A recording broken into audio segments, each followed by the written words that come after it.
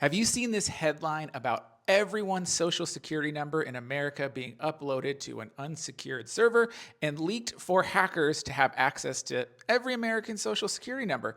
That is a scary headline, but I want to remind you of something, and you might not even realize this, is that your personal information is already out on the internet. Your name, your address, your phone number, your email, your social, likely bank records, and more. The fact is that according to some of the latest data, over 9 billion records have been leaked in data breaches over the last 10 years. 9 billion people or 9 billion records, and there's only, 6 billion people on Earth, and there's only 300 million Americans, chances are your information is already out there. So what can you do? And I think this is the more important part of the story.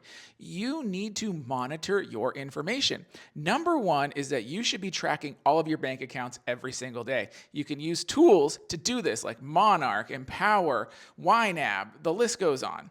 Number two is that you should be monitoring your credit. You probably already have some free credit monitoring from all the data breaches that have happened, whether that's through Experian, TransUnion, or whatever. But if not, you can sign up for a free credit monitoring tool like Credit Karma, Credit Sesame, and they will monitor your credit too. Plus, tools like Monarch have credit monitoring embedded in them now anyways. So monitor your credit. So that way you know, does anyone steal your bank account information? You'll see it immediately and you can call and report it. Someone open an account in your name, you can file a fraud alert right away and get it taken care of. Those are the two most important things.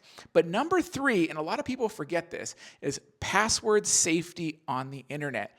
Stop reusing your passwords. Start using a password manager, especially for things like your email where all these statements and things go. You should only be using a password for your email that you have never used anywhere before in the entire world, and make it very long and complicated so that people can't guess it and never reuse that.